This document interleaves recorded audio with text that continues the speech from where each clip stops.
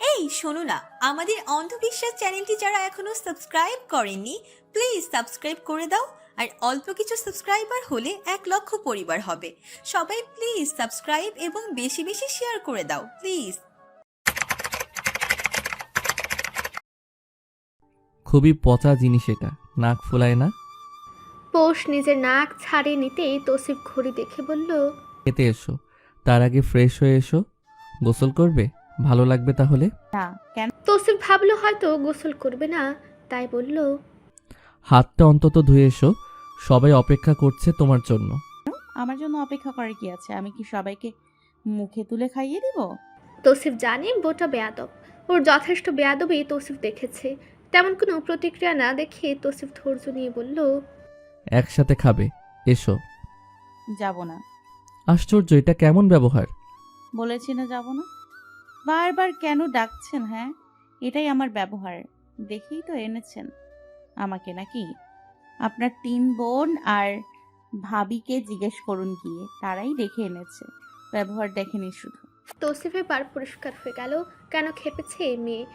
যথেষ্ট আদর কণ্ঠে বলল, আচ্ছা, এই বিষয়ে পরে কথা বলবো আমরা, ঠিক আছে? এখন খাবে।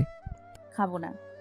কথাটা বলতেই ওর চোয়াল চেপে ধরে তৌসিফ ডান হাতে, পৌর সাথে সাথে খামচে ধরল তৌসিফের টি শার্ট প্যাটের দিকে। তৌসিফ নমনীয়তা মিশিয়ে বলল, এভাবে দাঁত চেপে কথা বলতে নেই, পচা জিনিস এটা। বাইরে কোনোরূপ বেয়াদবি দেখাবে না, যা দেখানোর আমাকে দেখাবে, ঠিক আছে? না, ঠিক নেই। যথেষ্ট কথা বলো তুমি, ঠিক তোতা পাখির মতো। পাখির মতো। ধৈর্যটা তৌসিফ খুব করে ধরে রেখেছিল, যা বারংবার ভাঙছে পৌষ। তৌসিফ ওর মুখে গালি শুনে এবার শক্ত কণ্ঠে বলল, চুপচাপ চলো, গালি দিবে না। পৌষের হাত ধরে তৌসিফ বাথরুমে ঢুকে হাত ধোয়ালো। ওভাবেই ওকে নিয়ে এলো বাইরে।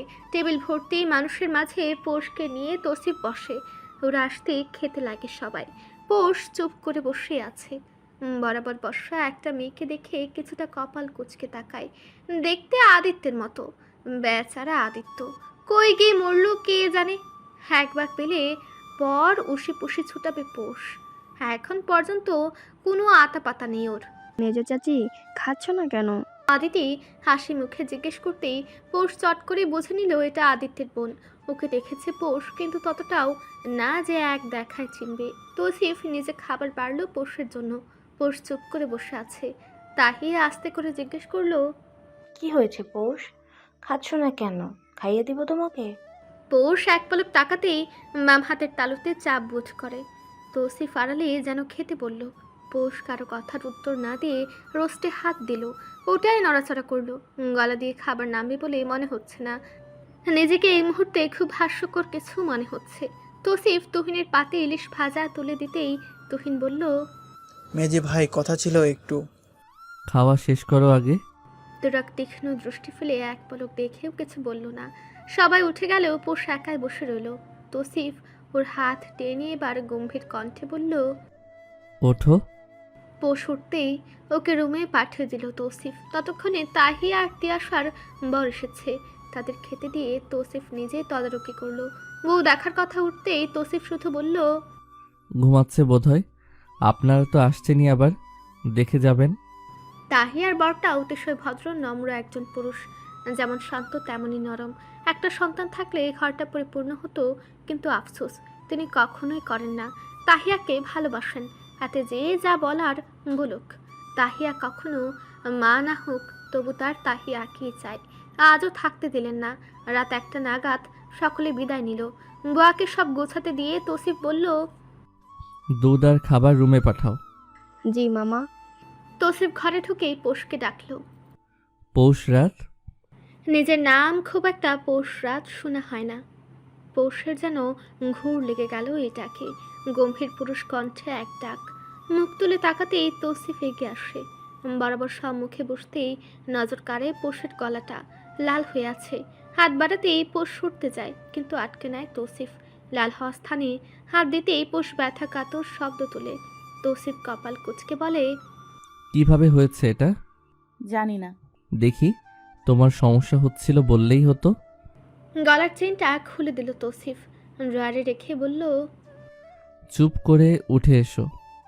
পৌষ কপাল কুঁচকে তাকালো, অতঃপর দৌড়ে বাথরুমে ঢুকলো। বাইরে থেকে তৌসিফ শব্দ পেল। বমি করছে পৌষ, খালি পেটে বমি। পৌষের মনে হলো নাড়ি ভুড়ি গলা দিয়ে চলে আসবে। দরজা ধাক্কায় তৌসিফ ডাকে, পৌষরাত, পৌষরাত, দরজা খুলো। হিচকি তুলে পৌষ কুলি করলো। শরীর দুর্বল লাগছে ওর, মাথাটা ঘুরছে। রাত হলে ক্ষুধা লাগে। আজ প্রথম ক্ষুধার উপর রাগ হলো। কেন পেটে ক্ষুধা লাগবে? কেন এত খেতে হবে? পরনের শাড়ি ভিজেছে সামনের দিকে। দরজা খুলতেই তৌসিফ বলল, এবার গোসল করো। কাপড় নেই, এসব আছে, আমি দিচ্ছি, তুমি যাও। পৌষ কথা না বলে গোসল করে নিল। শরীরটা ভালো লাগছে একটু। দরজায় ঠকঠক করে তৌসিফ ওকে টাওয়াল সহ কাপড় এগিয়ে দিয়ে গিয়েছে। পাজামা আর কুর্তি পরে মাথায় টাওয়াল পেঁচিয়ে পৌষ বেরিয়ে আসে। তৌসিফ ওকে দেখে বলে, এখানে এসো, খাবে? মিথ্যা বলো না, আমি দেখছি। Come first. পৌষের পেটটা তখন চু করে ডেকে ওঠে। লজ্জায় গিয়ে বসতেই পোলাও মেখে তৌসিফ নিজে ওর মুখে ধরলো। লজ্জার মা বাপকে দুটো গালি দিয়ে পৌষ খাবার গিলে। রাত হলেই পেটে সুরঙ্গ হয় ওর, যত ঢালবে ততই যেন ঢুকবে। দুধ দিতেই পৌষ নাক কুচকে বলল, ছাইপাশ আমি খাই না। দুধ, ছাইপাস? তৌসিফ যেন অবাকই হলো। পৌষ কথা বলে না। তৌসিফ জোর করে মুখের সামনে নিয়ে বলল, যথেষ্ট দুর্বল তুমি পৌষরাত, একটু খেয়ে নাও। আলগা পিরিত দেখাতে হবে না, সব ঢং দেখানোর কোনো দরকার নেই। ঠেকাই পরে বিয়ে করেছে, ও খুব বড় উদ্ধার হয়েছে আমার। ঢং দেখানোর দরকার নেই, এসবে বদ হজম হয় আমার। মুখের ভাষায় খুব সমস্যা তোমার পৌষ। এসো ঘুমাবে। খবরদার উল্টাপাল্টা করবেন না। তৌসিফ চোখে হাসলো, যা দেখে পৌষ তাকে রইল কিছুক্ষণ। চোখ দুটো ছোট ছোট করে হাসে তৌসিফ। পৌষের মাথায় হাত দিয়ে বলে, করবো না উল্টাপাল্টা, এসো তুমি। পৌষ টাওয়াল থেকে চুল ছাড়াতেই তৌসিফ তাকিয়ে রয়। ঘন লম্বা চুল, কালো কুচকুচে, ফাঁকা এক ঢুক গেলেও মনে পড়ে এক অতীত। হেমন্তের শরীর খারাপ হয়েছে। ডাক্তারের সে প্রেশার মেপে গিয়েছে, উচ্চ রক্তচাপ তার। শ্রেয়ার চোখ মুখ ফুলে উঠেছে। নিজের মা বাবাকে হেমন্ত ঘরে ঢুকতে দিচ্ছে না। জ্যৈষ্ঠ আর চৈত্রই করছে যা করার। হেমন্তের গা মুছালো দুই ভাই। হেমন্ত শ্রেয়ার দুই হাত ধরে আছে। একবার বলল, তুমি বাবার বাড়ি যাবে শ্রেয়া? ছোট চাচুকে দিয়ে পাঠাই, কাল পরশু নিতে আসবো আমি। যাব না, কোথাও যাবে না। তুমি এসব ডিজার্ভ করো না শ্রেয়, আই এম সরি। চুপ করুন হেমন্ত, ঘুমানোর চেষ্টা করুন। লেবু পানি কোনো মতে একটু খাইয়ে হেমন্তকে শুয়ে রেখেছে। পাখা চলছে অবিরত। এসি ছেড়ে রেখেছে শ্রেয়া। হেমন্তের পায়ের কাছে তিন বোন বসা। এই পরিস্থিতিতে যে বোনটাকে সব চাইতে বেশি দরকার ছিল সেই নেই। হেমন্ত তাকে হারিয়ে ফেলেছে। রাত বাড়তে হেমন্ত কান্নার শব্দ পায়। ওর মা কাঁদছে বাইরে। কাঁদুক, হেমন্ত তো কাঁদে। তাকে কে দেবে সান্ত্বনা? পায়ের কাছে ইনি মিনি ঘুমিয়ে কারো খাওয়া হয় না।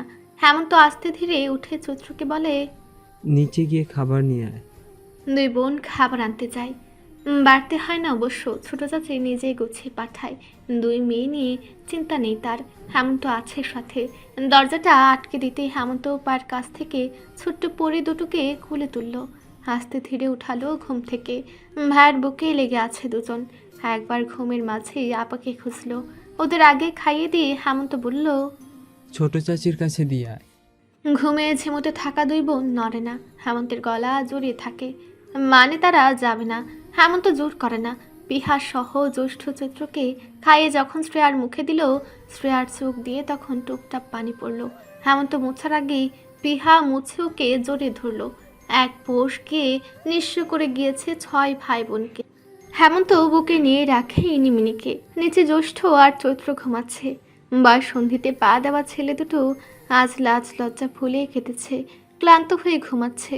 হেমন্তের চোখ দুটো পুনরায় কাঁদে। তার পাশে পিহার গুমড়ে কান্না থামাচ্ছে শ্রেয়া। মায়া জিনিসটা খারাপ, একবার লেগে গেলে ছাড়ানো মুশকিল, খুব কষ্টসাধ্য। প্রকৃতি আজ থমথমে ছিল, কিন্তু রাত বাড়তেই বদলে গেল যেন। হুট করে বৃষ্টি হচ্ছে। আগস্টের 30 তারিখ আজ। তৌসিফ তারিখটা আরেকবার মনে করলো। তার জীবনের গুরুত্বপূর্ণ একটা মাস হয়ে রইল এই আগস্ট। কোনরূপ পূর্ব সংকেত ছাড়া আসা বৃষ্টিতে বাইরে ভিজে যাচ্ছে সব। ঘরে তখন মৃদু সোনালি এক আলোক ছটা রাজত্ব করছে। তৌসিফ অজান্তেই নিজের বাম পাশে তাকালো। বহু বছর যাবৎ খালি জায়গাটা আজ পূর্ণ। পোষ নামের মেয়েটা শুয়ে আছে এখানে, কপালে হাত ঠেকিয়ে সোজা হয়ে আছে। তোসি বুঝলো না ওকে জাগ্রত নাকি ঘুম। দেখে আপাত দৃষ্টিতে ঘুমন্তই মনে হলো। সেটা মনে করে হাত বাড়ালো পোষের দিকে। হাতটা বোধ হয় ছুঁয়েও দেখেনি মেয়েটাকে, অথচ খ্যাখানি একটা এলো। বর্ডার পেরিয়ে কোথায় আসা হচ্ছে? তুমি ঘুমাওনি? তৌসিফ অবাক হয়ে প্রশ্নটা করে। তাড়া করে উঠে বসে পোষ, মুখে বিরক্তিকর একটা ভাব এনে বলে, এই আলোয় মানুষ ঘুমায়? চোখের সামনে হলুদ বাতি ঝুলিয়ে রেখেছেন, ঘুম আসবে কিভাবে? এটা তো খুব মৃদু আলো পোশরাত, বন্ধ করে দিব? খুব উপকার হতো। তৌসিফ উপকার করবে বলেও বিছানা ছাড়ল না। এটা দেখেই পৌষ এক ভ্রু উঁচু করে। তৌসিফ হেলান দিয়ে বসা, সেভাবে ঠেকেই বলে, চুলগুলো শুকিয়েছে না? বেঁধে ঘুমাও, নষ্ট হয়ে যাবে। পৌষ কানে শুনল, মানল বটে। ডান হাতে চুলগুলো মুঠোয় ভরে 4টা প্যাচ দিয়ে খোপা করে ধ্রাম করে শুয়ে পড়ল। এবারে একেবারে চাদর দিয়ে মুড়ে শুয়ে রইল। ওর বিড়বিড় তৌসিফের কানে এলো। লাইট বন্ধ না করায় খেপেছে। তৌসিফ পাশ থেকে রিমোট নিয়ে বাতি নিভিয়ে বিছানায় শরীর লাগালো। চুলটা খোলায় ভালো ছিল, এভাবে গেঁথে দিয়ে রাখলে তো চুলগুলো নষ্ট হবে। তাদের মাঝে বালিশ দিয়ে বর্ডার দেওয়া খুব নিম্নমানের একটা কাজ। তৌসিফ তালুকদার বুঝি বালিশের ধারে এক শর্ট দিয়ে বালিশ আউট করতে তার সেকেন্ড খানিকও সময় লাগবে না। আজ চোখে ঘুম ধরে দিল। তৌসিফ আরামে চোখ বুজে রইল। যেভাবেই হোক বিয়ে তো হয়েছে। তৌসিফ হয়তো ভালোবাসে না, কিন্তু সংসার তো চলবে। তৌসিফ না হয় জ্বালিয়ে নেবে। এই দস্যি মেয়ে নিয়ে একটু জ্বালা তো তাকে পোহাতেই হবে। সকালের আলো ফুটেছে বেশ খানিকটা আগে।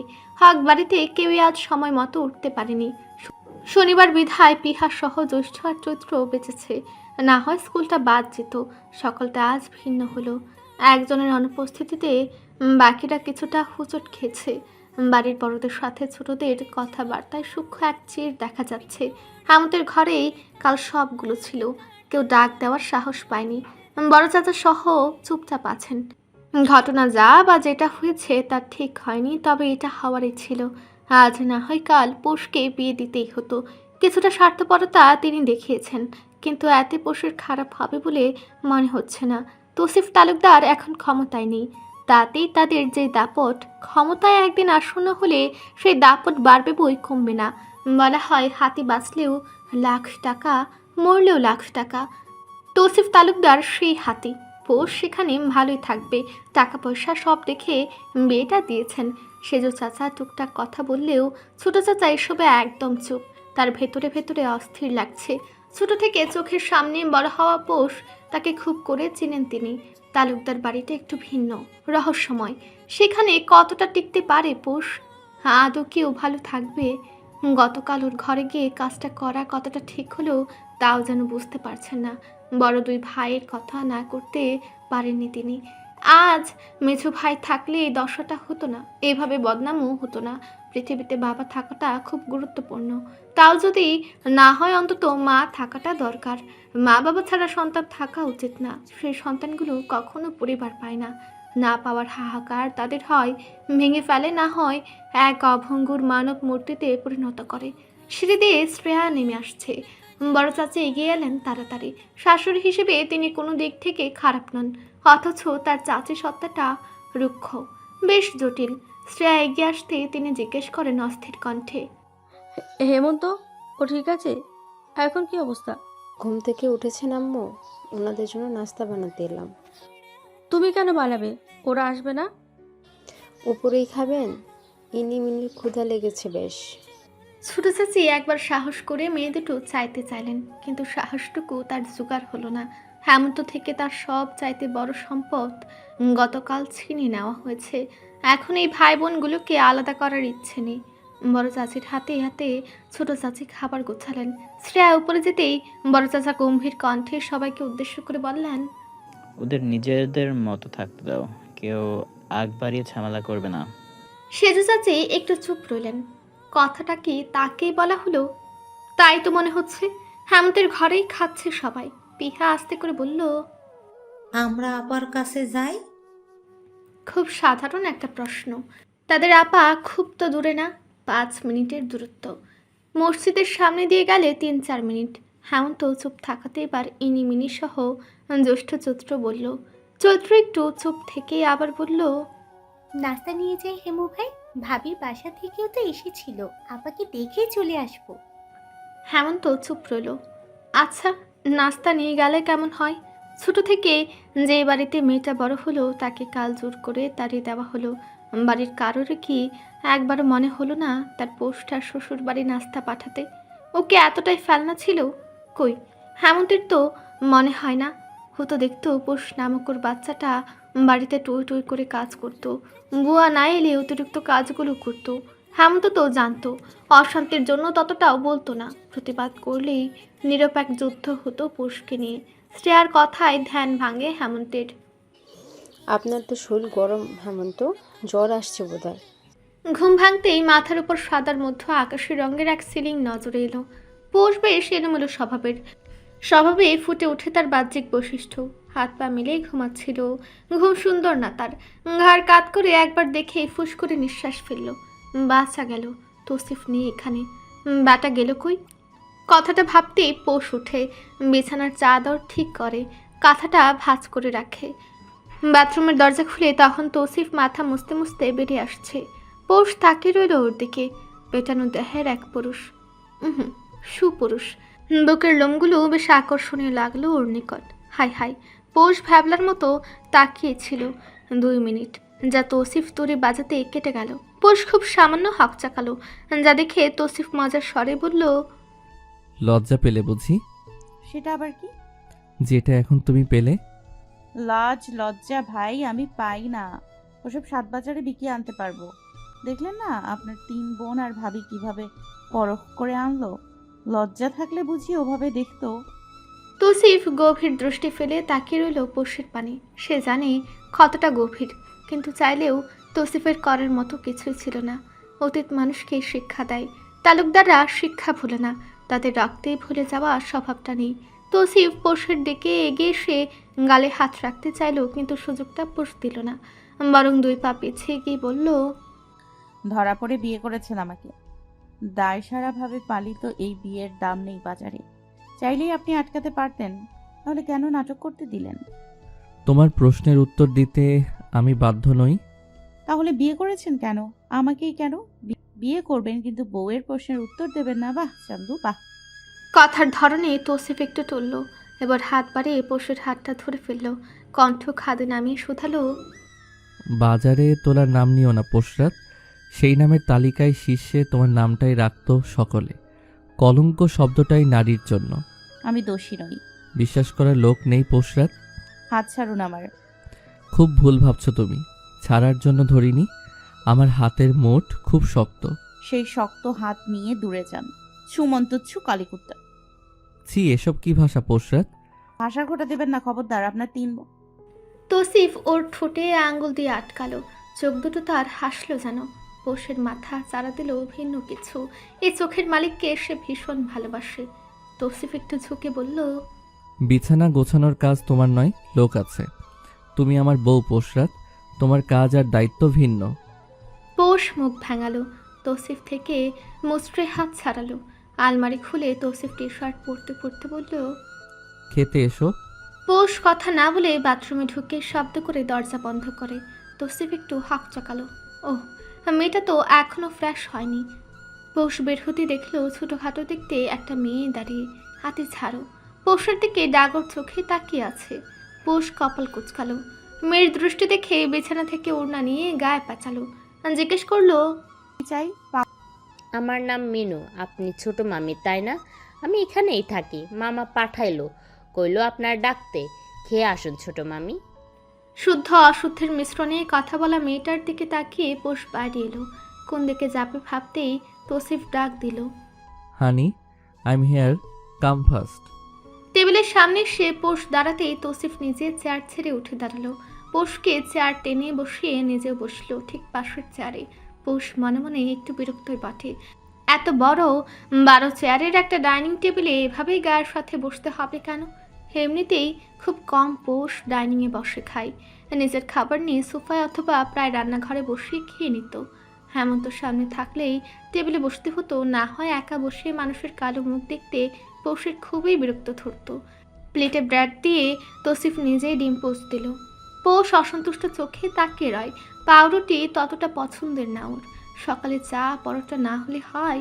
তৌসিফ কমলা রঙের শরবত এক গ্লাস ভর্তি করে দিল পৌষকে। চুপচাপ বসে থাকতে দেখে তৌসিফ ওর দিকে তাকিয়ে প্রশ্ন করে, খাচ্ছ না যে? পাউরুটি ভালো লাগছে না। হেলদি ব্রেকফাস্ট এটা হানি। কাম, আই উইল হেল্প ইউ। বলি তৌসিফ ব্রেড ছিঁড়ে পৌষ চেপে রাখা মুখটা অবশেষে খুলেই ফেলল। হেলদি? আপনি জানেন এটা কিভাবে বানায়? নাঙ্গু পাঙ্গু পোলাপান দিয়ে আটা পাড়িয়ে পাড়িয়ে বানায় এটা। নাম শুনে বোঝে না? পাউরুটি মানে পা দিয়ে বানানো রুটি। এবার বুঝে নিন পা কতটা পরিষ্কার করে বানায় তারা। তৌসিফের হঠাৎ মনে হলো ওর প্যাট মুচড়ে বমি চলে আসবে। তার আবার একটু খুঁতখুঁত স্বভাব আছে, সব কিছুতেই খুঁতখুঁত কাজ করে। এই যে সে জানে এটা পা দিয়ে বানায়নি, তবু মনে হচ্ছে না এটা পা দিয়েই বানিয়েছে। খেতে পারবে বলে মনে হচ্ছে না। একটু জুস মুখে দিয়ে পৌষকে ইশারায় জুস খেতে বলতে পৌষ নাকুনা করে। তৌসিফ এবার ওর দিকে ফিরল, সরল চোখে তাকে জিজ্ঞেস করলো, কি খাবে তাহলে? ক্ষুধা অবশ্য লেগেছে। লাজ লজ্জা ভুলে পৌষ উত্তরে বলল, পরোটা হলেই হয়। তৌসিফ ওখানে বসে বুয়া বলে ডাক দিল। বুয়া আসতেই তৌসিফ বলল, পরোটা বানিয়ে আনো তাড়াতাড়ি। আমি তো বানাতে পারি। তৌসিফ সামান্য হাসল, হাত বাড়িয়ে হাতের উল্টো পিঠ ছুঁয়ে দিল পৌষের বাম গালে। ঝঙ্কার তুলল বুঝি পৌষের দেহ। প্যাটের সামান্য গুড়গুড় করলো। এভাবে কেউ কখনো ছুঁয়ে দেখেনি ওকে। পৌষ হঠাৎ মিয়ে গেল একদম। তৌসিফ কপাল কুঁচকালো। পৌষের মুখটা হঠাৎই ছোট হয়ে এসেছে। হাতটা সরিয়ে নিল তৌসিফ। পৌষের চেয়ার টেনে একদম নিজের মুখোমুখি করলো। খুঁটে কখনো দেখা হয়নি মেয়েটাকে তার। এই কথা বললে এখন খুঁটা দেবে পৌষ। হঠাৎ চুপসে কেন গেল? তৌসিফ বোধ হয় বুঝতে পারল, কারণ বুঝে কিছুটা হাসলো মনে মনে। বাঘের গুহায় রাত কাটিয়ে বাঘিনী ভয় পাচ্ছে সকালে। বিষয়টা হাস্য কৌতুক। তৌসিফের ভেতরে একটু মায়া জাগ্রত হলো। পৌষের মাথায় হাত দিয়ে বলল, খেয়ে রেস্ট নিবে, আমি বের হব। পৌষ কথা বলল না। গোমট এক ভাব সৃষ্টি হলো যেন। তৌসিফ অবাক হলো নিজের উপর। ও খুব করে চাইছে সামনের মানুষটা কথা বলুক। এতগুলো বছর একাই নাস্তা করা হয়েছে তার। এমন হুট করেই এক রাতে অভ্যাসটা ধোঁকাবাজি করবে কে বুঝেছিল? বুয়া পরোটা রেখে যেতেই তৌসিফ চেয়ার ঠিক করলো। পৌষ চুপচাপ মুখে তুলছে খাবার। তৌসিফ খেয়াল করলো ওর ভেতরের পরিবর্তন। কিছু তো একটা হলো তার।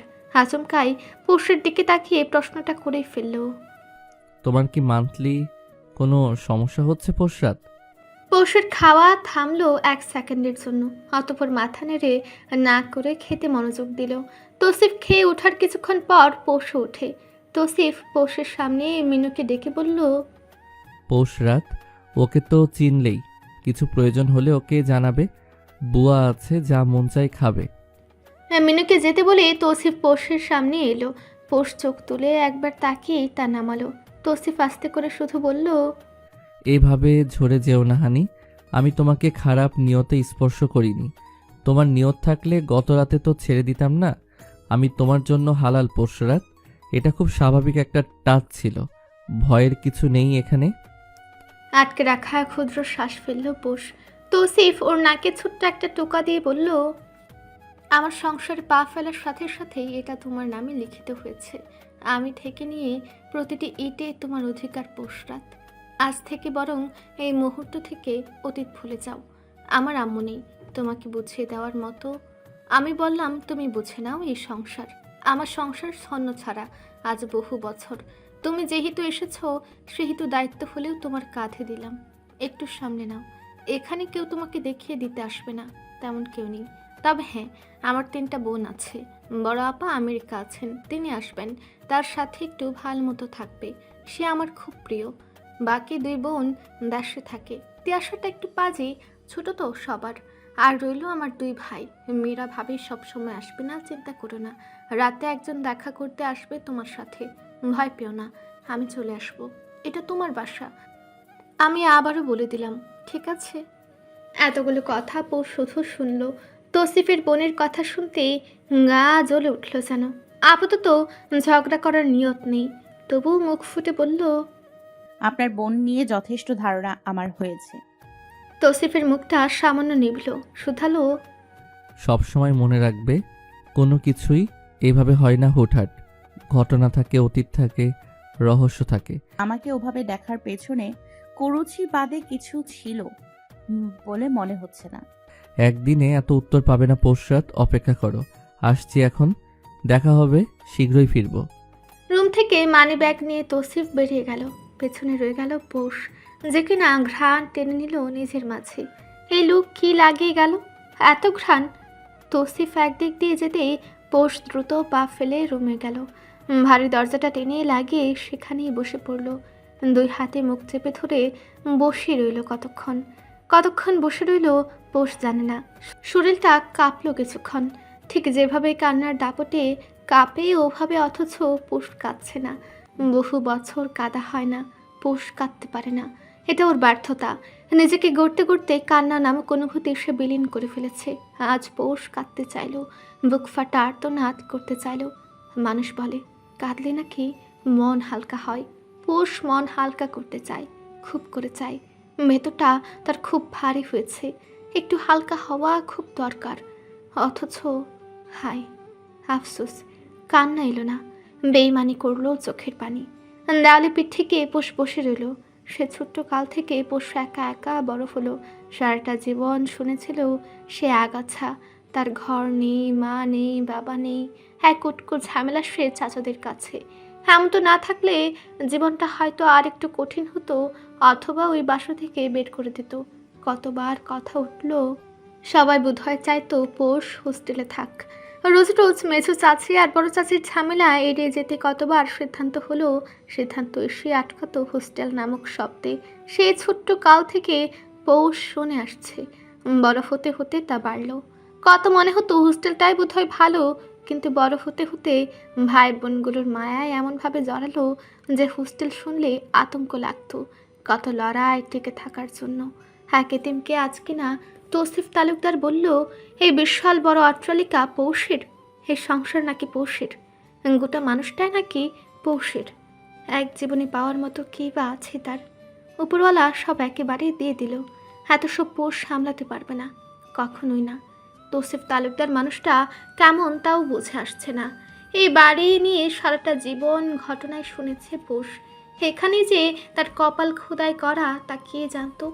পোষ এমন কিছু চায়নি, শুধু চেয়েছে ছোট্ট একটা বাড়ি, যেখানে সবগুলো ভাই বোন মিলে একসাথে থাকবে। এমন একটা জীবন যেখানে হেমন্ত ওর মাথায় হাত রাখলে মেঝো চাচি পোষকে নোংরা বলবে না।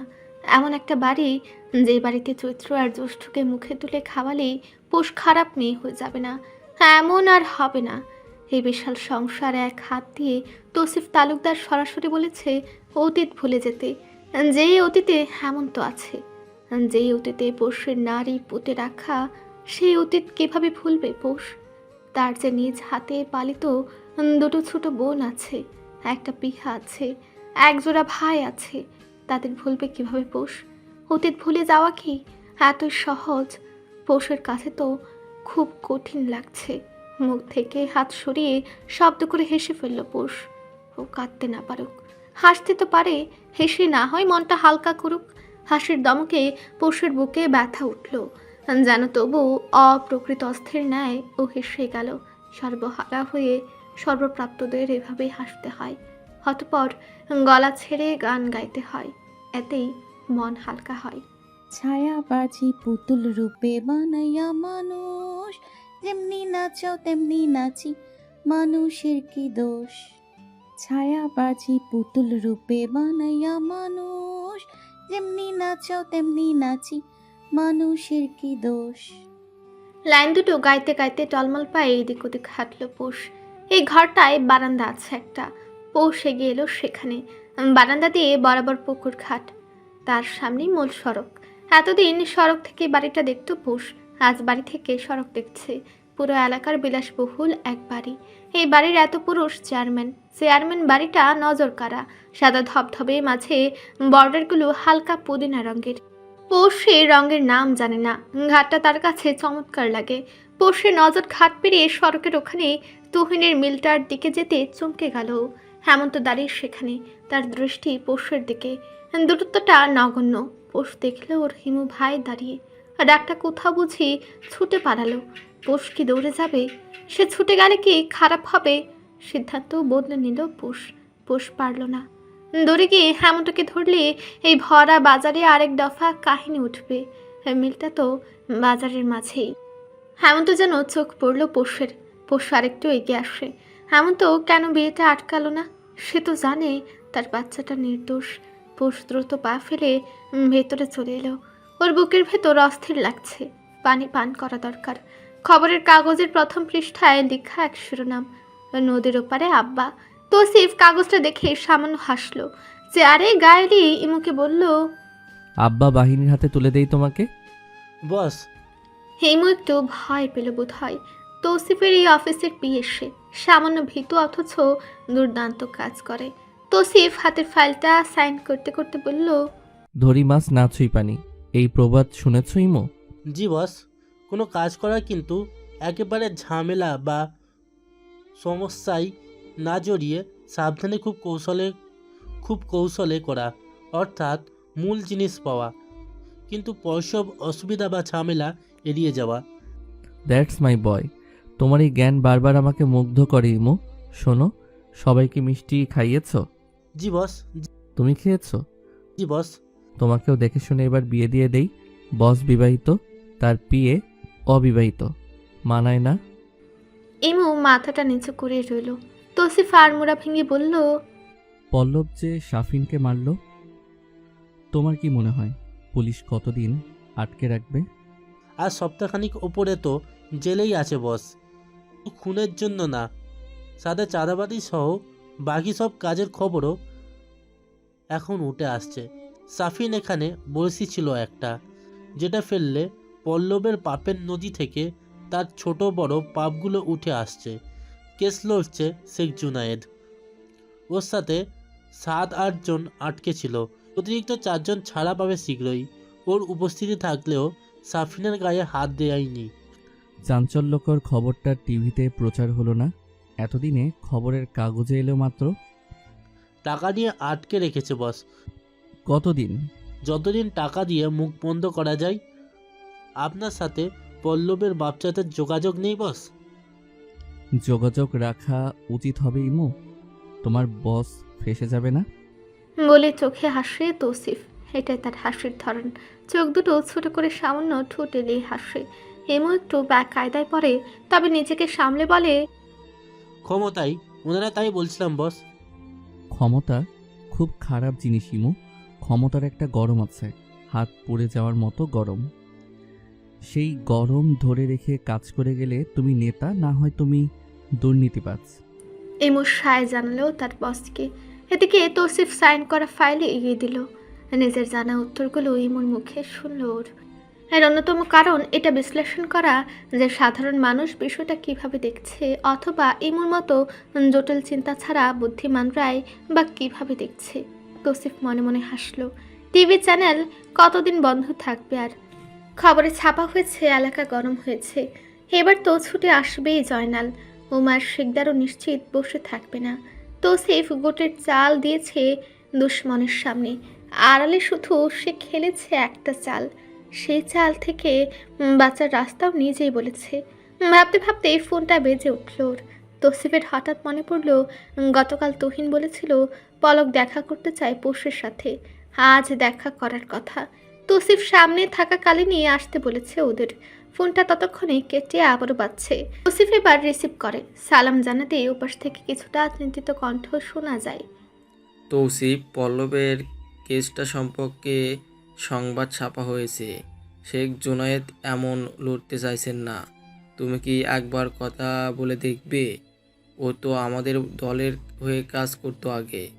দল বলে তো সম্পর্ক নষ্ট করলেন চেয়ারম্যান সাহেব। জুনায়েদ এখন দল করে না। তাহলে তুমি একটু কথা বলবে?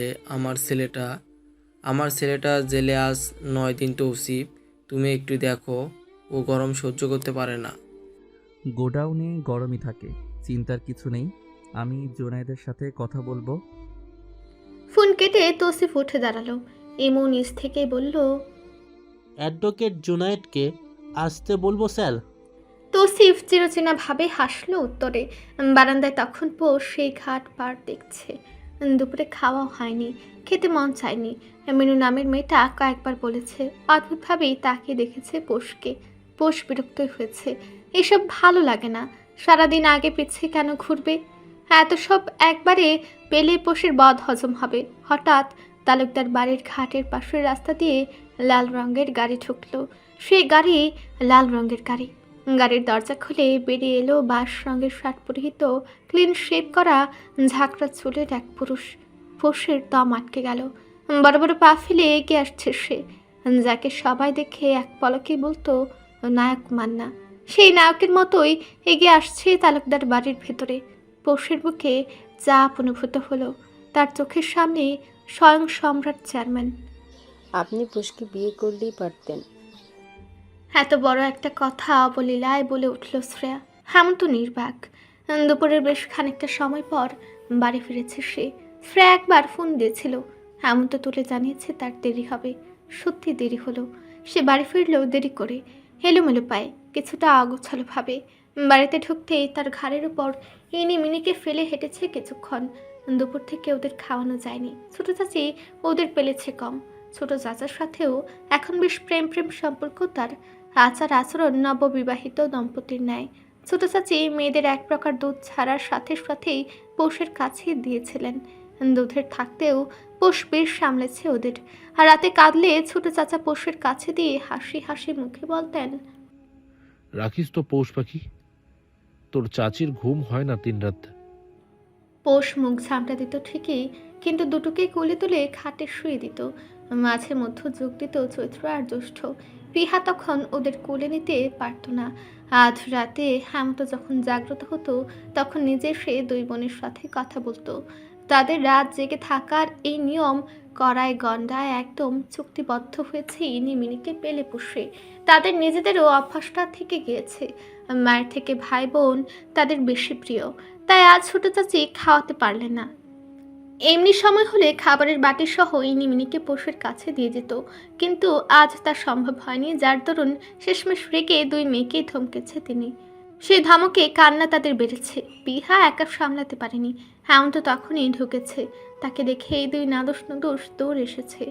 মা তাদের বকেছে, বিচারটা দিতেও ভোলেনি। ছলে বলে কৌশলে ওদের খাইয়ে হেমন্ত ঘরে এসেছে। শ্রেয়া তখন মায়ের সাথে কথা বলছিল। নিঃশব্দে ফোন রেখে হেমন্তকে গোসলে যেতে বলেছে। কোথায় ছিল জিজ্ঞেসও করেনি। হেমন্ত গোসল করে বের হতেই শ্রেয়া খাবারের কথা বলে। হেমন্ত নাকচ করে। শ্রেয়া নিজেও না খেয়েছিল। অপেক্ষা করেছিল হেমন্ত এলে খাবে, কিন্তু শাশুড়ির জোড়াজুড়িতে খেতে হয়েছে। এ বাড়িতে নতুনও কারো মুখের উপর তেমন কথাও বলতে পারছে না। হেমন্ত সেই থেকেই বিছানায় শুয়ে আছে। কপালে হাত থেকে পা দুটো বিছানার বাইরে ঝুলিয়ে রেখেছে। বেশ সময় পর গিয়ে শ্রেয়ার হঠাৎই মনে হয়েছে হেমন্তের উচিত ছিল পোষকে বিয়ে করা। অন্তত মেয়েটা চোখের সামনে থাকতো। নড়বড়ে থেকে শক্ত একটা খুঁটি হতো। এতটুকু তো শ্রেয়া জানে, বুঝে নিজের বাবার বাড়িতেও পোষের খুঁটিটা যথেষ্ট নড়বড়ে ছিল, অথবা ছিলই না। যদি হেমন্ত ওকে নিজের করে নিত তাহলে তো আজ এতগুলো বাচ্চা ভুগতো না হেমন্ত নিজেও। গত সময়টুকুতে এদের বিক্ষিপ্ত অবস্থার চাক্ষুষ সাক্ষী শ্রেয়া নিজে। কিছু ঘন্টা পর 24 ঘন্টা পেরিয়ে যাবে। পোষ এখন পর্যন্ত ফোন দিয়ে কথা বলেনি। মেয়েটা ফোন নিয়েছে কিনা তাও সন্দেহ। হেমন্তের অবস্থা দেখেই উপরে উক্ত বাক্যটা শ্রেয়া উচ্চারণ করেছে। নিজের মুখের কথায় শ্রেয়া নিজেই চমকায়। মুখ ফুসকে খুব বেশি ব্যাপার সে বলে ফেলেছে। যেখানে হেমন্ত ওকে বলে এসেছে ও পোষের বাবা হতে চায়, সেখানে এই বাক্যটা জঘন্য ঠেকলো, কিন্তু পরিস্থিতির সাপেক্ষে যুক্তিযুক্ত বটে। শ্রেয়া ভাবলো হেমন্ত রাগ দেখাবে, কিন্তু না। ও চোখের উপর থেকে হাত সরিয়ে চলন্ত ফ্যানের দিকে তাকিয়ে রইল। শ্রেয়ার মনে হলো ঘামছে, ভয়ে ঘামছে। ভয়টা কিসের তাও অজানা এখন। খালি ঘরটায় তখন শুধুই নিস্তব্ধতা। সেই নিঃশব্দ ভাব ভেঙে হেমন্তের শীতল কণ্ঠে শোনা গেল, এটা কোনোভাবেই সম্ভব ছিল না শ্রেয়। শ্রেয়ার কপাল কিছুটা কুঁচকে গেল। হেমন্ত না দেখে ওর প্রশ্নাত্মক চাহনি বুঝলো বোধহয়। নিজ থেকে বলল, যদি এটা সম্ভব হতো তাহলে কখনো ওর বাবা হতে চাইতাম না শ্রেয়। ওর শক্ত কাউকে দরকার ছিল, যাও পেয়েছে, যেভাবেই হোক পেয়েছে। আমি ওর সুখ চাই। ও সকাল সুখ ওর নামের খাতায় লিখতে হোক, যা আমি ওকে দিতে পারিনি। আপনারা চাচাতো ভাই বোন হেমন্ত, অসম্ভব কিছুই ছিল না। ওর আমার আরেকটা সম্পর্ক আছে শ্রেয়। শ্রেয়া থমকে গেল যেন। পৌষের সাথে হেমন্তের আর কি সম্পর্ক থাকবে? আকাশ পাতাল ভেবে তো শ্রেয়া উত্তর খুঁজে পেল না। হেমন্ত তাচ্ছিল্য হেসে বলল, পৌষ আমার দুধ বোন। শ্রেয়া চুপ করে গেল। এমন কিছু তার মাথায় আসেনি। আস্তে করে শুধু বলল, আপনার আম্মুর ওকে সম্পূর্ণ না করতে দিয়ে হেমন্তী বলল, হুম, ওর আম্মুর দুধ আমি পান করেছিলাম। কি? এটা কিভাবে সম্ভব হেমন্ত? পৌষের তো কোনো আপন ভাই বোন নেই। হেমন্ত ফাঁকা দৃষ্টি ফেলে তাকালো। শ্রেয়া দেখল সেই মায়া মায়া চোখ দুটো পানিতে ভরপুর। শ্রেয়া দাঁড়িয়ে থাকা থেকে বিছানায় বসলো। হেমন্তের কাছে গিয়ে আস্তে করে জড়িয়ে ধরল। হেমন্ত ক্ষুদ্র শ্বাস ফেলল। শ্রেয়া ওর পিঠে হাত বুলিয়ে শুধু বলল, কষ্ট বা অনুভূতি চেপে রাখতে নেই হেমন্ত, নিজেকে হালকা করুন। আমাকে বলুন, পৌষের ভাই বোন আছে? আছে তো, ওই যে আমরা 6 জন। আপনি জানেন আমি কিসের কথা বলছি? হেমন্ত চুপ করে গেল। বেশ কিছুটা সময় নীরবে থাকার পর শ্রেয়াকে ছেড়ে দিয়ে বলল, মেজো চাচির প্রথম একটা সন্তান মারা গিয়েছিল শ্রেয়। জন্মের সাথে সাথেই কিভাবে মারা গেল কেউ জানতো না। বাচ্চার কান্না শুনেছিল মেজো চাচি।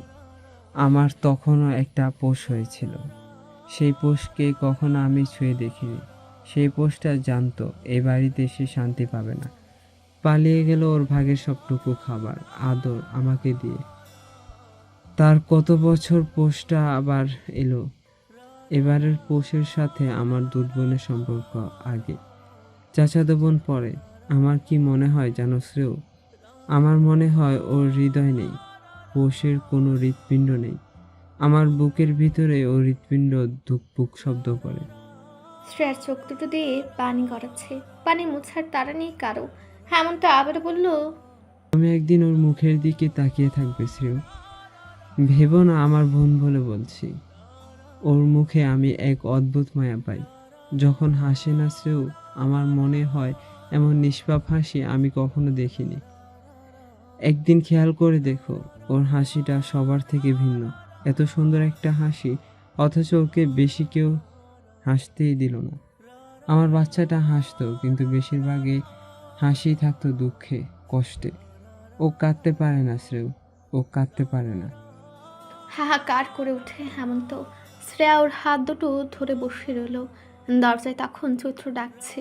সে খাবার নিয়ে এসেছে। তাদের জানা আছে তাদের হিমু ভাই যে খায়নি। সন্ধ্যা গড়িয়ে তখন রাত। আকাশে আজ চমৎকার এক চাঁদ উঠেছে। এতক্ষণ পরিষ্কার দেখা গেলেও এখন মেঘের আড়ালে কিছুটা ঘোলাটে। তৌসিফ বাড়ি ফিরেছে মাত্র। ও আসার কথা টের পেতে পৌষ বারান্দায় চলে এসেছে। কেন জানি তৌসিফের মুখোমুখি হতে ইচ্ছে করে না। ওর চোখ দুটো জ্বালায় বেশি, হুবহু সম্রাটের মতো। আজ বিকেলে ঘুম দিতে সম্রাট হাজির হলো। বলা নেই কমা নেই, পৌষকে গুলি করে লাল গাড়িতে করে চলে গেল। পৌষের মনে হলো গুলিটা করেছে কারণ পৌষ সম্রাটের চাচাতো ভাইকে বিয়ে করেছে। হ্যাঁ ছাড়া তো কারণ দেখছে না পৌষ। পোশরাত, আর ইউ দেয়ার? যা, ট্যার পেয়ে গেল। মুখোমুখি হতে না চাইলেও তৌসিফ নিজের মুখ নিয়ে এগিয়ে এলো। পৌষকে বারান্দায় দেখে ওর মুখটার আদল পরিবর্তন হলো, যা স্পষ্ট ট্যার পেল পৌষ। কণ্ঠে গম্ভীরতায় নিয়ে তৌসিফ শুধু বলল, ভেতরে এসো। এই দুটো শব্দে কিছু তো ছিল। পৌষ কোনো তর্ক না করে বারান্দা থেকে ভেতরে আসে। তৌসিফ এদিক ওদিক দেখে থায় লাগিয়ে পর্দা টানলো। কণ্ঠে সে ধাঁচ রেখে বলল, রাত বিরেতে বারান্দায় যাবে না। কেন? কারণ আমি না করেছি। পৌষ একবারে এ কথা বলল না, তবে মুখ ভেঙাল ঠিকই। তৌসিফ তা দেখেই হাসলো। পৌষের মাথায় হাত দিয়ে বলল, এত সুন্দর মুখটা বাঁকা চোখা করলে কেমন দেখায়? পৌষ মনে মনে উত্তর দিল, চমৎকার দেখায়। তৌসিফ ওর উত্তর না পেয়ে বলল, রাতে তুহিন আর পলক আমাদের সাথে খাবে। পলক তো এখনো তোমাকে দেখেনি। কি দেখবে আবার? সেদিনের মতো দেখবে আমাকে? শান্ত দৃষ্টিতে তাকালো তৌসিফ। চোখে চোখেই উত্তর দিতে চাইলো, কিন্তু সম্ভব হলো না। পৌষ ওর চোখে তাকায় না। এই মেয়েটা ভীষণ চালাক। চোখে তাকালে তার মুখ দিয়ে কথা তো দূর, ক খও বের হবে না। সামনের জনের ভীতি দূর করতে এই উপায়টা সুন্দর। চোখে তাকাবে না, ভয়ও পাবে না। তৌসিফ কথা কাটালো, তুমি দুপুরে খাওনি কেন পোশরাত? আমি বলেছিলাম না খেতে। মিনু বলল তুমি খাওনি। মন চায়নি। মন না চাইলেও আমাদের অনেক সময় অনেক কিছু করতে হয়। তুমি তার জলজ্যান্ত সাক্ষী পোশরাত। আমি গোসল করে আসছি। মিনু ফ্রুটস নিয়ে আসবে, চুপচাপ খেয়ে নিবে। তৌসিফ গেল, তবে দরজা বন্ধ করলো না। মিনু ফল দিতেই পোষ একটা মুখে দিল। বরাবর বাথরুম, সেখানে দাঁড়িয়ে মুখে কিছু একটা করছে তৌসিফ। উল্টো ঘুরে থাকায় পোষ বুঝলো না। টানা আধ ঘন্টা কি যে করলো তৌসিফ পোষ জানে না, বোঝার উপায়ও নেই যেন। তুহিন পলককে নিয়ে এসেছে। পোষ তখনও ঘরে। তৌসিফের দিকে তাকিয়ে পলক জিজ্ঞেস করে, পৌষ কোথায় মেজো ভাইয়া? রুমে আছে। আমি কি যাব? যাও। অনুমতি পেতেই পলক পা বাড়ালো। সেদিন রাতে এসেছিল আর আজ এলো। ঘরের সকল ফার্নিচার বদলেছে তৌসিফ। আগে এমন ছিল না। তার রুচির তারিফ করতে ভুলল না পলক। নিজের সামনে অপরিচিত এক মেয়েকে দেখে পোষ কপাল কুঁচকে তাকালো। বুঝলো এটাই পলক। অসম্ভব সুন্দরী একটা মেয়ে, পা থেকে মাথা পুরোটাই যেন চোখ জোড়ানো সৌন্দর্য বহন করছে। লাবণ্যময়ী এক নারী পলক, যাকে দেখে মুগ্ধ না হয়ে উপায় নেই। পশু হলো, তবে মুখে কিছু বলল না। মনে মনে ভাবলো আজ পলক আলফাউল কিছু করলে এ বাড়িতে এক অঘটন পোষ ঘটাবে। পলক হাসি মুখে এগিয়ে এসে বলল, মাশাল্লাহ, কত সুন্দর তুমি পৌষ। আমাকে চিনেছ? আমি পলক, সম্পর্কে তোমার দেওরের বউ। তবুও তুমি বলছি, কারণ বয়সে তুমি ছোট। পৌষের মনে হলো সুন্দর মেয়েদের এটা অন্যতম গুণ, তারা অন্যদের সুন্দর বলে। পৌষ পলকের সৌন্দর্যের কাছে কিছুই না। হালকা করে পৌষকে জড়িয়ে ধরে পলক। পৌষ সৌজন্য বজায় রাখে।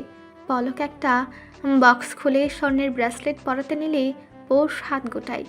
ধীরে শুধায়, দুঃখিত আপু, এটা নিতে পারলাম না। ও মা, কেন পৌষ? তোমার পছন্দ হয়নি? অপরিচিত কারো থেকে হুট করে স্বর্ণ নিতে পারছি না, আর আমি এগুলো পারি। আর এখন পড়বে কার বউ তুমি দেখতে হবে না। সরি আপু, কি?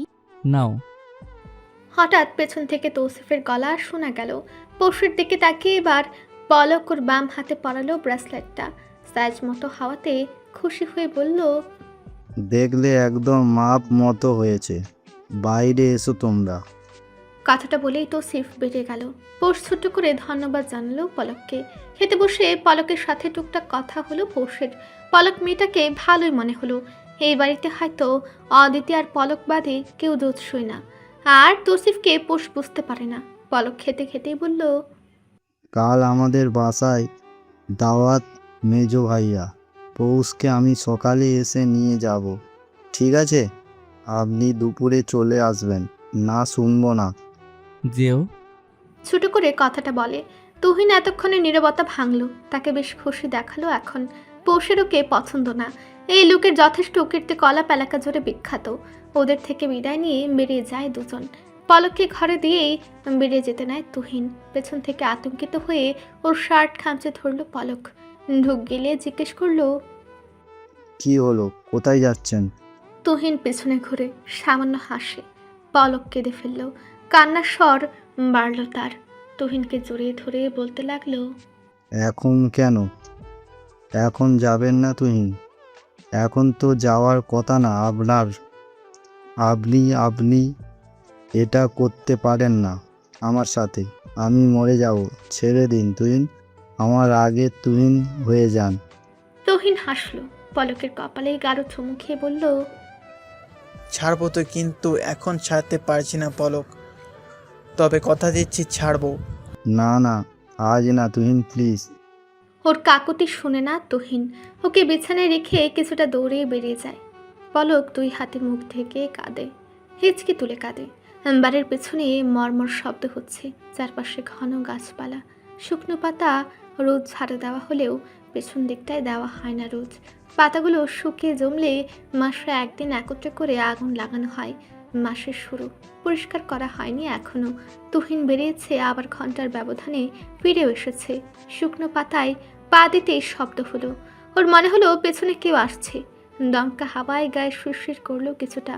এবারে যেন স্পষ্ট দেখলো ওর পেছনে কেউ আসছে। ঘুরে তাকাতেই দেখলো নেই, কেউ নেই। আচমকায় তুহিন দৌড় লাগালো, কিন্তু সুবিধা বোধহয় হলো না। ধপ করে পড়লো মাটির উপর। কেউ এই দৃশ্য দেখে হাসলো। ভরা চাঁদ আকাশে ঘোলাটে ভাব সরে তা লাল রং ধারণ করছে ক্রমশ। পেছন ঘাটের মাগুরগুলো আজ পেট ভরে খাবে। মানুষের গোস্ত তাদের খুব প্রিয়। নেশা এক ভয়ঙ্কর ব্যাধি। এই ব্যাধিতে যে একবার পরে সে আর উঠে দাঁড়াতে পারে না। এই নেশার ঝুঁক মানুষকে সর্বনিম্ন থেকে সর্বনিকৃষ্ট স্থানে পৌঁছে দেয়। কেউ নেশাখোর হয় স্বেচ্ছায়, কেউ হয় দায়পুরে। জীবনের কঠিন পরিস্থিতি যখন সামাল দিতে অক্ষম হয়, তখনই তারা পৃথিবীর মাঝে নতুন পৃথিবী গড়তে চায়। সেই পৃথিবী খালি চোখে দেখা যায় না, এক অদ্ভুত ঘোরের প্রয়োজন হয় সেই রঙিন দুনিয়া দেখতে। মাদকদ্রব্য হলো সেই দুনিয়ায় পৌঁছানোর সড়ক। সেই সড়কে হেঁটে হেঁটে রঙিন দুনিয়ায় পৌঁছানো গেলেও ফিরে আসা কঠিন। সেখান থেকে চাইলেই ফিরে আসা যায় না, বরং যখন ওই দুনিয়া থেকে ডাক আসে তখন সড়ক খুঁজতে পাগল হয়ে যায় ওই ব্যক্তি। তুহিনও আজ সড়কের খুঁজে বেরিয়েছিল। তার নেশা নেওয়ার মূল কারণটার সমাপ্তি ঘটেছিল গতকাল। রঙিন দুনিয়ায় বুঁদ হয়ে থাকার আর প্রয়োজনীয়তা নেই তার, কিন্তু চাইলেও হুট করে ছাড়তে পারছে না তুহিন। ওর শরীরে অস্বাভাবিক এক অনুভূতি হয়। মাদক দিয়ে শুরু হওয়া নেশা আর মাদকের সীমাবদ্ধতা ছিল না। ধীরে ধীরে তুহিন রাগ নিয়েছে। দামি দামি ক্ষতিকারক পদার্থ নিজের শরীরে বিভিন্নভাবেই প্রবেশ করেছে শুধুমাত্র মুক্তি পাওয়ার জন্য। বেঁচে থেকে নিজেকে বাঁচিয়ে রাখা তার জন্য কষ্ট করছিল। তাই তো রঙিন দুনিয়ায় ডুবে থেকেছে। মাথায় একটা আঘাত লাগায় ধীরে ধীরে জ্ঞান হারায় তুহিন। মর্মর একটা শব্দ হয় তখন। শুকনো পাতা বিছানো মাটির উপর পড়ে রয় তার ডান পাশের গালটা। কালো চাদরে নিজের মুখ ঢেকে রাখা পুরুষটা তখন ঢুক গেলে। বড় লোকের পুত্র আজ মাটিতে পড়ে আছে। তার একার পক্ষে তুহিনের মতো তাগড়া পুরুষের শরীর তোলা সম্ভব না, কিন্তু কাজটা তাকে একাই করতে হবে। উপর মহল থেকে এটাই আদেশ। তুহিনের দুই পা ধরে টেনে নিতে থাকে সে। সামনে ঘাট, ওই ঘাটে কিলবিল করছে মাগুর মাছ। তুহিনকে ওখানে ফেলতে হবে শুধু, ওখান থেকে আবার তুলতেও হবে। এত বড় শরীর, মাগুরগুলো যদি শেষ করতে না পারে। তাই তো বড় বড় ড্রাম ভর্তি করে চুন রাখা, চুন পানিতে ভেজানো আছে। ওটাই তুহিনের শরীরটা ঢুকে ড্রামের মুখ বন্ধ করে রাখতে হবে। হাড়সহ জ্বলে যাবে তাহলে। ভাবতে ভাবতে সে টানছে তুহিনকে। তার শরীর কিছুটা দুর্বল, ততটা শক্তিশালী না সে। ঘাট পাড়ে এনে হাঁপাতে লাগলো যেন। মাটির উপরে সে কালো কোচকোচে পানির দিকে তাকালো। ফাঁকা ঢুক গেল একবার। কাজটা তার করতেই হবে। দুনিয়া টাকার উপর চলে, মায়া দয়া দেখানোর সময় কারোরই নেই। কিন্তু একটা কিন্তু রয়ে যাচ্ছে। মায়া না হয় নাই দেখালো, নিয়োগ হারামি কিভাবে করবে? এদের ঘরের নুন তো অগণিতবার খেয়েছে সে। মাথা ছেড়ে সব বাদ দিয়ে উঠে পুনরায় তুহিনের পা ধরে টানলো। জ্ঞান ফেরার আগে কাজ সারতে হবে। অনেকদিন ধরে কাজটা বাকি পড়ে আছে। পলক এক ধ্যানে তাকিয়ে আছে তার আর তুহিনের ছবিটার দিকে। জীবনটা এমন ছিল না, তার জীবনটাকে এমন বানানো হয়েছে। দায় কিছুটা তার, বাকিটা অন্যদের। তুহিনটা ওকে ভালোবাসে, ও বুঝে জানে। ভালোবেসে যেদিন বিয়ে করলো, কারো পরিবারই তো মানতে চাইল না। পালিয়ে করেছিল বিয়েটা, কেউ মানল না। তুহিনের বাবা সরাসরি সেদিন প্রত্যাখ্যান করেছিল। ছেলেটা কি দারুণভাবে পলকের হাতটা ধরে রেখেছিল। কত আদর, কত প্রেম, কত একাকী রাতে চাঁদ দেখা হলো। দিনগুলো ফুরালো, রাতগুলো হারিয়ে গেল। পলক তো ভেবেছিল আজ তুহিন যাবে না। নিজের ভুলে সে হারিয়েছিল তুহিনকে। আজ না গেলেও তো হতো। পলক জানে নেশার টান উঠলে মানুষ পাগল হয়ে যায়, ছুটে যায় নেশার খোঁজে। কিন্তু এই তুহিন তো এক প্রেম সুধা পানির পর পলকের মুখে হাত বুলিয়ে বলেছিল, তুমি আমার নেশা পলক, তুমি নামক নেশায় নেশাক্ত আমি মরে যেতে চাই। মানুষের নেশার চাইতেও বড় নেশা বুঝে তুহিন পেল। তাই তো পলক নামক নেশাটাকে ভুলে গেল। কি অদ্ভুত অদ্ভুত নামগুলো সেদিন বলল। পলক তো শুধু শুনেছিল। কত কত নেশাদ্রব্য তার তুহিন চিনে, সেবন করে। আকাশের চাঁদটা দেখে পলকের চোখ দিয়ে পানি গড়ালো। এই নেশাবাদে যাতে তুহিন নারী নেশায় না জড়ায়, তার জন্য নিজেকে কতটাই না গুছিয়ে রাখে। নারী নেশায় না জড়ালেও তুহিনটা মরণ বেঁধে নেশায় জড়ালোই। বারান্দায় দাঁড়িয়ে থাকা পোষকে আচমকায় বাহু ধরে টেনে ভেতরে নিল তৌসিফ। ঘটনার আকস্মিকতায় চমকে গেল পোষ। বুকে থুতু দিয়ে চোখ বড় বড় করে জিজ্ঞেস করলো, কি? তৌসিফ থায় লাগালো। তখনও পশুর এক বাহু ওর হাতের মাঝে। গম্ভীর কণ্ঠে বলল, না করেছিলাম না রাতে বারান্দায় না আসতে? আসলে কি হবে? আশ্চর্য। নিষেধ শুনতে হবে পোশরাত। আমি যেটা না বলবো সেটা শুনতেই হবে। কানে ঢুকেছে কথা? পৌষ 2 পা পেছালো। তৌসিফ বাহুটা ছাড়েনি। কথাগুলো বেশ জোরে বলেছে ও। চোখ দুটো আকাশে থাকা চাঁদের ন্যায় লাল, এলোমেলো দেখাচ্ছে ওকে। পৌষের ভয় লাগছে। বুকটা অসম্ভবভাবে ওঠানামায় ব্যস্ত। এই লোকটাকে এমন দেখাচ্ছে কেন? ভালোই তো ছিল। মেহমান যাওয়ার পরপরই কোথায় জানি গেল। পৌষকে শুধু বলেছে ও যাতে ঘুমিয়ে যায়। ঘুম না আসায় পৌষ দাঁড়িয়েছিল বারান্দায়। তাতে এত রাগ দেখানোর কি হলো বুঝে এলো না। ঠোঁট কামড়ে মাথাটা নিচু করে আছে পৌষ। ভয়ে হাত ছাড়তেও বলতে পারছে না। হাতের ব্যথা করছে প্রচুর। হাতের নরম জায়গাটা খুব শক্ত করে ধরেছে তৌসিফ।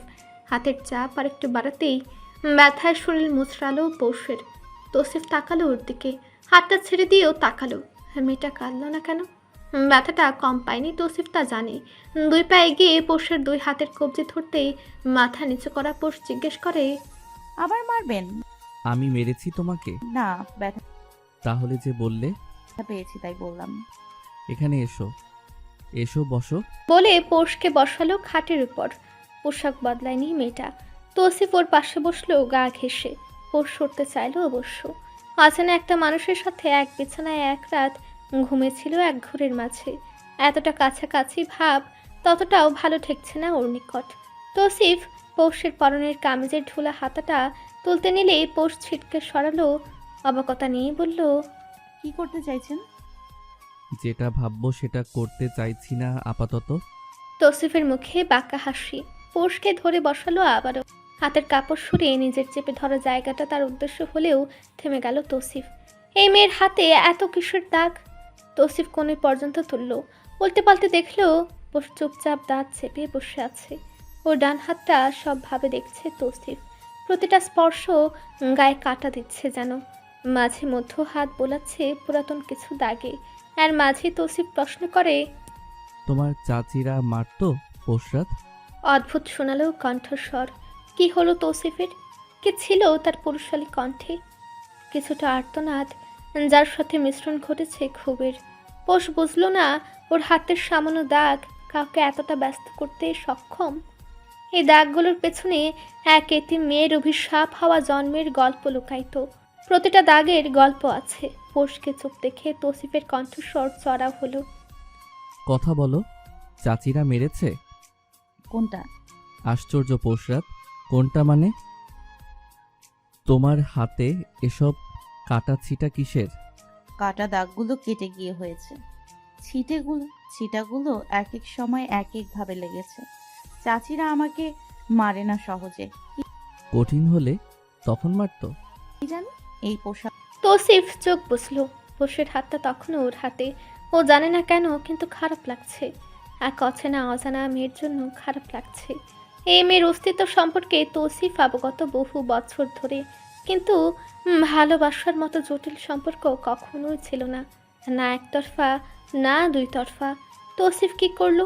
ও আচমকা পৌষের হাতটা টেনে ওকে নিজের বুকে জড়িয়ে ধরলো। হতভম্ব হতবাক পৌষ বিমূঢ় হয়ে রইল। কিংকর্ত বিমূঢ় ভাব যেন সরছেই না। এই লোক ওকে এভাবে জড়িয়ে ধরে আছে কেন? আর তার বুকটাই বা এভাবে ধুকপুক করছে কেন?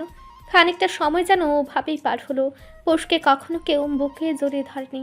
হেমন্ত হাজার আদর করুক, সর্বোচ্চ মাথায় হাত রাখলো তাও কদাচিৎ। সেঝু চাচি তা দেখে তো কত শত কটু বাক্য পৌষকে বলতো, কিন্তু আজ বোধ হয় কেউ দেখলেও কিচ্ছু বলবে না। পৌষের শরীরটা মৃদু মৃদু কাঁপতে লাগলো। তৌসিফের এক হাত ওর পিঠ আঁকড়ে আরেক হাত মাথায় বোলাচ্ছে। পৌষের অনুভূতিগুলো কাঁচা, অগোছালো। তৌসিফের এভাবে জোরে ধরা ওর অনুভূতিহীন সত্তাটাকে খানিকটা নাড়িয়ে দিল। ইস, এখন কাঁদলে বোধ হয় মানাতো, কিন্তু পৌষ তো কাঁদতে পারছে না।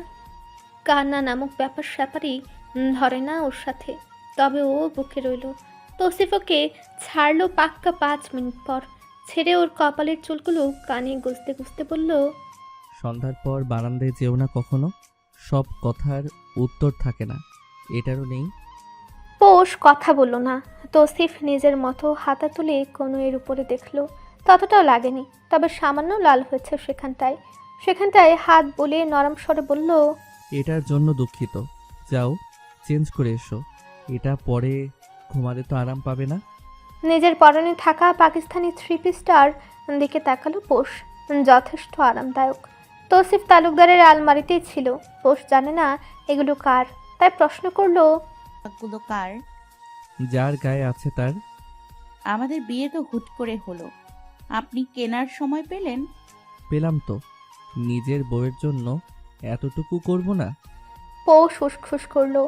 তার আরও একটা প্রশ্ন আছে, কিন্তু করতে পারছে না।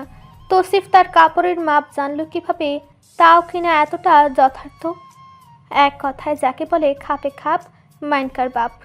কিছুটা জড়তার কারণে প্রশ্নটা করা হলো না, তবে পৌষ উঠে গেলেও ভাবলো এই প্রশ্ন সে তৌসিফকে করবে। পৌষ কাপড় বদলে আসা মাত্রই তৌসিফ গোসল করতে চলে গেল। সন্দেহের চোখে তাকিয়ে রইল পৌষ বন্ধ দরজায়। এত রাতে লোকটা গোসল কেন করছে? উত্তরটা নিজেই পেল। এই লোকের এক বিরল অসুখ আছে। সেই অসুখের নাম খুঁতখুঁতানি রোগ। এই রোগে আক্রান্ত মানুষ সারাক্ষণই খুঁতখুত করতে থাকে। খাটে হেলান দিয়ে পৌষ ভাবছিল সেসব। মনটা নিমিষে খারাপও হয়ে আসে, মুখে অস্থির অস্থির লাগে। বাসার কথা ভীষণ মনে পড়ছে এই মুহূর্তে। রাত বাড়লে ক্ষুধাটা তার মাথা চারা দিয়ে ওঠে। এই যে এখনও ক্ষুধা লাগছে। নিজের পেটে দুটো খোঁচা দিয়ে পৌষ শাসালো। নিয়মিত ভালোবাসার গল্প শুনতে এবং পড়তে আমাদের অন্ধবিশ্বাস চ্যানেলটি সাবস্ক্রাইব করে পাশে থাকা বেল আইকনটি ক্লিক করুন। ধন্যবাদ সবাইকে।